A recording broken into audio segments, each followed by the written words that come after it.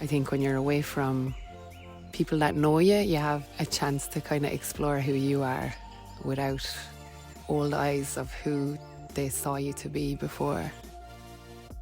There was like lads that would have been texting me, and then when their friends found out that they were like messaging a brown girl, they could have been texting me for weeks or months, and then they'd just stop because the friends were like teasing them. I had an accident when I was 18 out in Greece. I was supposed to be there for the whole summer, and then 4 days in, I had a big accident that could have been fatal. Welcome to P&P, the Partners in Positivity podcast, where Aisling Burnett and myself, Sarah Harty, warriors of EBP, SBP, DHBs, that's emotionally bulletproof, spiritually bulletproof, divine human beings, aim to wake up and shake up the nation through positivity, humour and shared wisdom. Today on the Irish and international stage of our P&P podcast, we have ventured out into what was called Costa Del Sod and is now Derryowns Lakes.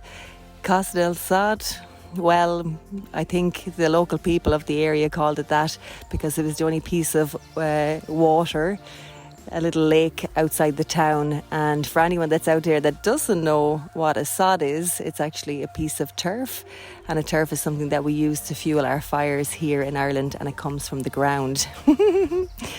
So today we have an amazing guest. She is a school friend of mine, and her name is Adele Marikar.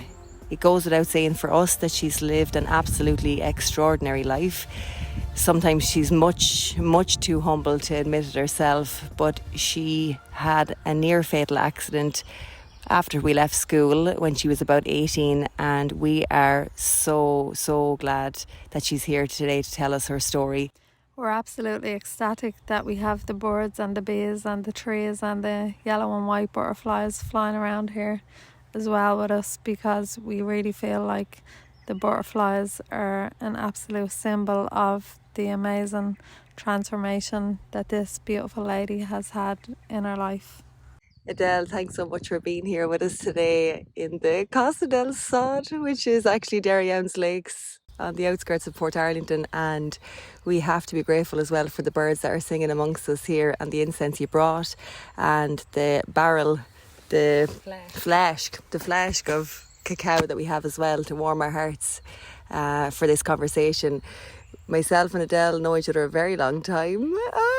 We did a lot of Play school. training. Were you in Sheila's? Yeah, I was in Sheila's, yeah. No, I was in class. 3 play schools. Myself and Adele went to school together and did a lot of sports together actually, and I do believe that we're soul friends. Don't know if you'd agree, but what do you remember actually of our time in school? Me and you? Yeah. We did sports together all the time. We were always on the same teams, always doing the same training. We had our own lovely trainer who took time out to train us track. Mm-hmm. And I remember when me, you and Amy hung out a lot. Yeah. Doing a bit of rollerblading. Yeah. And just, always laughing, smiling. It was good times. Good times. Super. So we both have the same origins of Portarlington, and then we must have drifted or went different ways, and Adele has lived an incredible life since then, travelling to places like Canada and South America and living in different countries and studying really interesting areas of life. What have you been up to since we departed, since we left school? Mic check 1 2. What have I been up to? Well, I'd say I'd always feel it's important to highlight the fact that I am mixed race, and I would have been like very few of the only brown or different looking kids in the town, because I think that's what began me to have great English.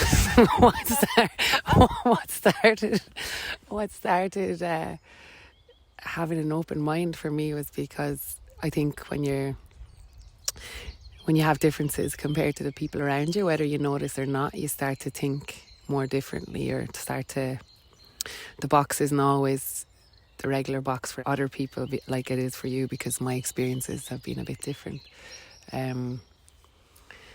So yeah, I think because I had that, like naturally I was, when I was young I didn't notice it, and then when I got older, say started, or like was in secondary school and stuff, it was apparent with like the differences in how the lads treated the girls compared to me. There was even I don't know if you know this, but there was like lads that would have been texting me, and then when their friends found out that they were like messaging a brown girl, they could have been texting me for weeks or months, and then they'd just stop because the friends were like teasing them for messaging me. There's a guy that actually still says sorry to me to this day when he sees me, and I'm just like, forget about it, it's grand. But I think, going on to college and stuff. So after we would have parted ways, it was college. Before that I had an accident. So I had an accident when I was 18, out in Greece. I was supposed to be there for the whole summer, and then 4 days in, I had a big accident that was to be fatal, but I pulled through. But we can delve into that, I suppose, in a bit. And then when I went on to college, I dropped out once or twice. I dropped out twice, but during college I came to the realisation that I was interested in women, and so then there was that space of being different to everyone else then as well, and having to come forward with that, I guess. So and why I say that is, it's like the more you have to expand your box or who you are, the more willing you are to expand it more and more, and be open to like other people's expansions or different shapes of who they are, rather than just the box that we're all used to, like the default script or the default way of being. So then I went on to lived in Galway for a bit. That was great crack, too much crack. I left to go to Canada and was there for 5 years, and that was just life-changing. It was like my formative years, I think. And I think when you're away from home, and I travelled there with people I knew, but at the time we kind of went our own ways, or they went back home. And I think that kind of helped me to delve more into me and figure out who I am. And then there was lots of ups and downs to go through there that led to a bit more growth and looking for answers and seeking. And then I arrived back home and just threw myself into the academia for years, because I'd never completed college, and it was always a thing that was lingering, not because of society. It was probably because of Mammy wanting that for me, but also me feeling like I needed to meet that accomplishment to feel like I actually was worthy of. There was a level of worthiness in it. I don't know what that worthiness is, but it definitely was something I needed to do for myself. And I'm not saying, geez, that academia means you're any way better or less than anyone else. It's actually, most of the successful people haven't even gone to college because they've known what they wanted and followed that. But just for me at the time, it was a milestone I had to take. And it was to help get a visa back to Canada. And then the past few years, I've just delved into personal development and energy healing and holistic therapies, and doing it like for myself, but then with others, and plant medicine, and just generally being open to life and trying to like learn as much as I can, and help others in turn, I suppose, and just enjoy this old gift we have of being in this physical body on this planet, like. So I don't know, there's a lot there, sorry. That's amazing, Adele. Thanks so much. And I can see, even though you and Sarah went your separate kind of ways, you did very similar things. going to Galway. I know Sarah was there for 6 years, and she travelled to Australia, you travelled to Canada, and you were finding parts of yourselves. I'm so happy you have come back together now to share it all from where you are at now. Like, I think that's really an important part of your story about the accident in Greece, and it's really miraculous. Do you want to tell us a little bit more about that and what you learned? Yeah. I suppose some backstory, a little teeny bit of backstory before that is, I think at the time I was trying to figure out more who I was. Like, I was like 17, 18. I dropped out of college for the first time from Cork, only after 2 or 3 months. And I was back in Port, and I was just excited to have like a summer away. But at the time I hadn't really a friend group anymore. Like, my friends from, like, my home friends, everyone was away. I don't know, well, you would have been away at that time. Everyone just seemed to be off doing stuff, and I was back in Port. So I think there was another kind of a place where I felt, okay, I have to figure some stuff out. But I was also in kind of a self-destructive mode, having just realised the freedom that alcohol can give me. And I say freedom loosely now, I don't think it's freedom, but at the time it was a newfound freedom, and an escape. So I would often black out. So I don't know if that was a good recipe for going on holidays to Greece. But anyway, 4 days in, I drank far too much, way more than I should have. But I would have blacked out on the first few drinks, because I used to pour very heavy vodka pours and Red Bull for myself, an absolute lethal combination. But my last memory is going into the bar and ordering a shot and a drink and getting double what you order, and that was it. And then the next thing I know, I'm on a stainless steel table, white coats all around me, just in my knickers. It's been chopped off and the piss tube is being put up me, whatever you call that. What do you call that? I should know that. Yeah. Anyway, and this sound just coming out, just hadn't heard the sound before, but realised it was coming from my mouth. And then I went in and out. Next, I woke up in a tunnel, and all I could hear is breathe deep. And I just thought I was like in some alien thing, and I just kept going, help, help. But I couldn't move. And all I knew is I didn't know where I was, and that it felt, just totally alien wherever it was. And then obviously I realised now that was a CAT scan or whatever you call it. And then next thing I woke up on a ward bed with patients all around me, and I was just lying there in a basically translucent sheet, totally naked. And I remember, because I was like, just haven't shaved my legs or haven't shaved anything. And everyone can see through the sheet, like. And then I lifted up like clothes I'd worn from the night before. That was a white top, and it was totally red. So in my mind I was like, what is that? Like, I know now it's like all the blood that came from me. My clothes were cut off. Anyway, and I just kept thinking, how are the lads going to know? My brother was with me at the time, and I was like, how are they going to know where I am? Like, they'll think I'm gone off with some guy or something. And I was like, I know, I'll ring Mum and I'll get her to ring the lads. I won't say anything. And the Greek people couldn't speak. They didn't have English. So I got them to bring me a phone, and I went to type a number, and sure, I could not remember anything. And then I was just like, fuck. And then next minute I see my brother and one of the lads, and they just looked at me, and they were laughing, but their faces dropped. And one of the lads just took one look, walked outside and puked, and didn't come see me till I was out of hospital again. He just couldn't. So I must have been in a bad way. But anyway, my brother told me afterwards that they weren't going to operate, that he had, because I was so bad, but he just made them.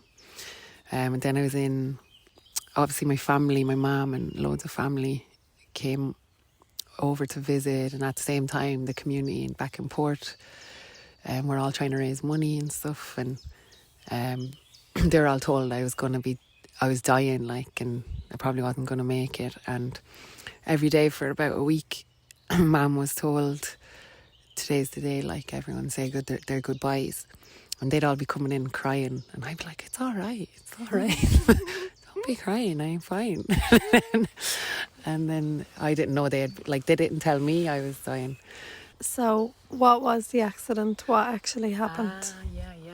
She's missed that bit.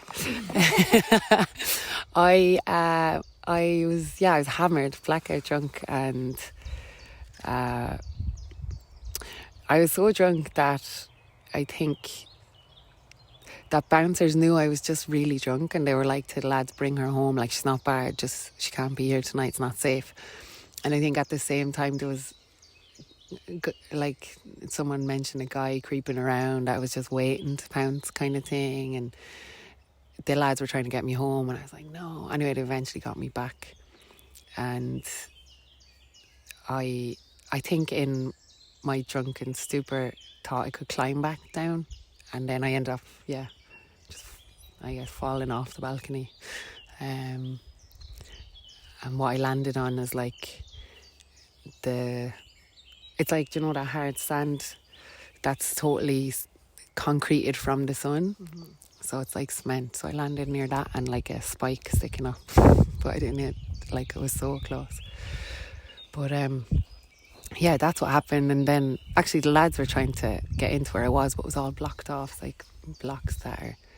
So they went legging it down the town and eventually got to the police, or they tried to break into where I was, like through a lady's home, and she got such a fright that they ran and were like, right, we'll have to get the police. And they eventually got there, and by the time they got there, the ambulance had been there.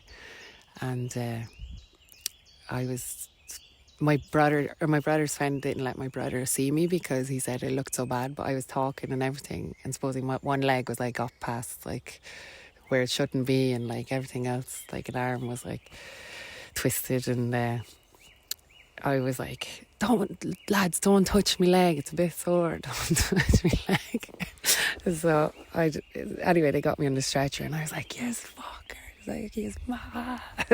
Just going mad, like, me, like, I told you not to touch me leg. But anyway, flashback to the hospital in intensive care. My lungs, I was supposed to have like a life support, but they couldn't put it down because my lungs were like lacerated, like cut, and it wasn't safe. So the way they had to make me ensure I got enough oxygen was this nurse who I told my mum he told her the level of oxygen I should be at, and if I go down it or below that, to wake me up and breathe. And she was like, oh, if she's asleep or anything, and he's like, just wake her, like no matter what, just tell her to breathe when that goes down. And all I'd hear is, Adele, breathe, Adele, breathe. And I was just like, shut up, oh my God, I'm trying to sleep. Like, I just trying to sleep. And then this would continue, and I'd take deep breaths. And it was only for my mum that she's no way with it. I'd say listened only for her pestering and nagging. Like, nothing worse than a mother's nag to get you to do something. So I'm so grateful to her for that. But yeah, they were still being told, even though this was happening, they were told, like, it's lucky she made it through today, like, she'll be gone tomorrow, say goodbye, like. And then one night, all my cousins at home held a big prayer meeting for me, and about 60 people or something showed. And at the same night, I felt like I was on a boat. Like, I was still in the hospital ward, but it was a boat. And one minute that favourite nurse was like over in the corner at the nurses station, and the next second he was beside me, and I was like, whoa, that's cool. And then I was like, hey, can we stop this boat at Ballybrittis to pick up my friend? And then he was like, he took off, he was wearing a captain's hat all of a sudden, and he took it off and he put it on my head, and he was like, you're the captain now, you can go wherever you want to. And the next morning I said to Mum, I was like, Mum, because they weren't allowed in with me at night, only in the morning and for the day. And I was like, jeez, they moved me into a different room, Mum. Like, it's so bright, it's so much nicer. And she was like, no, Adele, we sit outside that room all night. Like, you haven't been moved. You've been here since the beginning. And I was like, no, I haven't. She's like, no, you weren't. you haven't been. And that day they were told I was going to make it. So it's mad, yeah, it coincided with like people coming together in prayer, and then with the intention to pray that I live, and then my experience of having obviously what was like a, what do you call it, like a vision, or because I suppose if you're driving your own ship and you're deciding where to go, like life is what you're going to go towards. So yeah, so interesting. But then yeah, the accident, thank God I got out of the ICU then a day or two in, and a few days later got the air ambulance home, and then what followed was a couple of months in hospital getting operations, and I wouldn't say learning to walk again, but I'd been bedridden for a while, so it was like these two student nurses were lifting me up to use a chair, like the walker thing, and it was a giant walker because I'm so tall. It was like super tall, and they helped me get up, and they were like under my arms, and I was like, whoa, I'm so tall. Like I'd forgotten how tall I was. Yeah. But yeah, that was a big moment in my life, and I think for more so for the people around me than me, at the time anyway. Yeah, Adele, I can't imagine what Fionnuala and your friends, close friends and family went through at that time.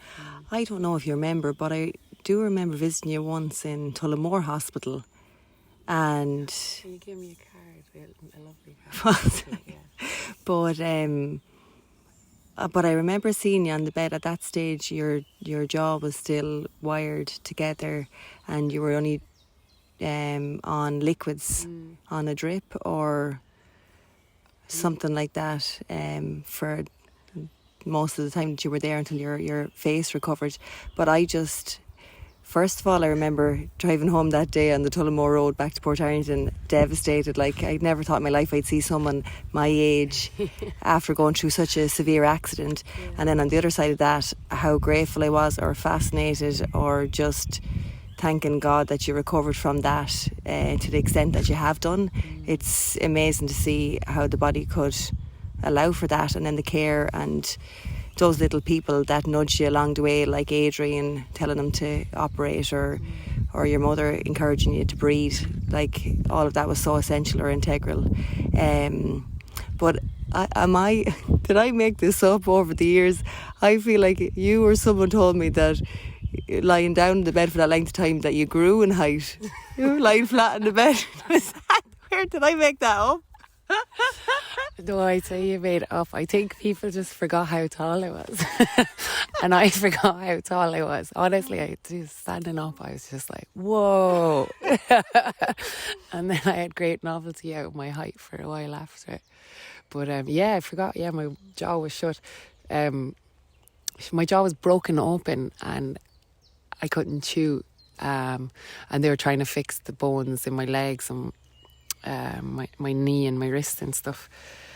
So while they were doing that, they had to wait to work on my jaw. So by the time they got to my jaw, it had healed again. So they had to break it closed, or break it and then fix it. But then there was a doctor that was like, I think Adele might have an eating problem. She's lost an awful lot of weight and she's fading away. And I was like, my fucking jaw is broken. Like, are you kidding me? And I don't know, was he doing it to like aggravate me or whatever? But yeah, I had lost so much weight that they had to put a tube up my nose, and it goes up your nose and down into your belly to like pump, like it has like, it's a calorie bag on it. Mm-hmm. And like the first night they put that on, my stomach had shrunk so much that they leave it on as you sleep, and it got to a point I woke up in my sleep and just vomited, and the tube, one was hanging out my nose and one was hanging out my mouth, and it was just mad. I forgot about that actually. Oh my God, I'm still wondering about that question, Sarah, about did you actually grow? Because recently my feet have grown, and I was really fascinated by the whole thing, like how do your feet grow as an adult? And it's not that like I put weight on, like they got longer, like. And then I was so fascinated that I put it on my Instagram story telling everyone my feet had grown, and then a few people replied. One of my friends said she has bigger feet since her 2 pregnancies. Wow. And then my friend in Norway said that her boyfriend's feet grew after he got a hip replacement operation. Whoa. And I was like, something about the hips there, the pregnancy and the hip replacement. But I'm just thinking of all the stuff that happened in your body. I wonder, did you get taller? No, maybe the hip stuff, maybe it was like you're emotionally releasing. Have you been doing hip openers or hip stuff lately? Because that could be.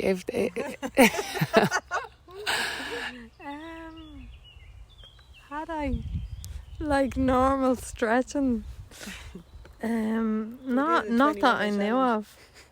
Recently, before Christmas though, this would have been 21-day challenge. What was that? Stretching in Ukraine. Oh yeah, we did a lot of stretching. Jeannie Mac. Oh yeah, we did, and there was a lot of hip ones in that. Because there seems to be a correlation. Wow, thanks for diagnosing the root cause of that. You want big feet to your hip openers. Adele, before we move on to a different aspect of your life, or your recovery and all the great things that you've done since in terms of your physicality,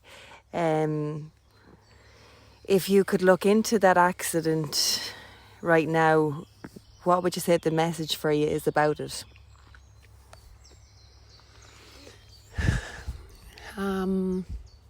From these eyes.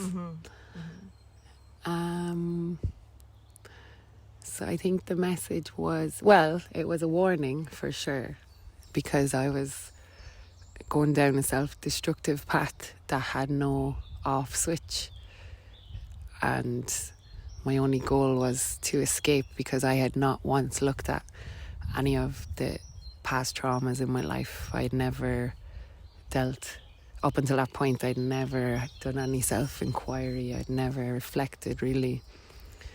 I'd never looked at the dark areas of my house and put light on it. So I think all I wanted was blackout and escapism from that, because being in my body wasn't a safe place for me, and I didn't realise that I was trying to find escape and salvation from that through alcohol.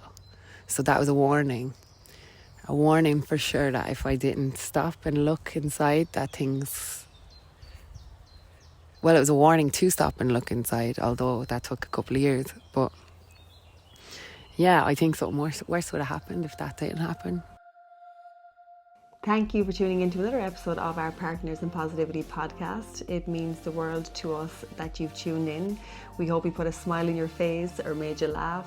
Maybe you got a little bit of wisdom from this, or hopefully you want to take an action in your life based on something positive you got from listening to our guest or listening to us. We absolutely value the work that we do, and we are going to continue to bring you more episodes week on week. If you don't know already, we do have a Ko-fi donation page, and it is ko-fi.com/partnersinpositivity, ko-fi.com. Feel free to donate, and we are so grateful for anyone that has donated so far. Thank you. Thanks, Sarah. And thanks to each and every one of you who tune in on audio and on YouTube to listen to us, to share all your good energy with us. And thanks for everything that you've done, whether it's a like on Instagram, sharing the podcast, nice comment, a review, coming and meeting us in person on our P&P hikes. We just love it all, and we are so grateful, and we cherish and adore each and every one of you. Thanks so much.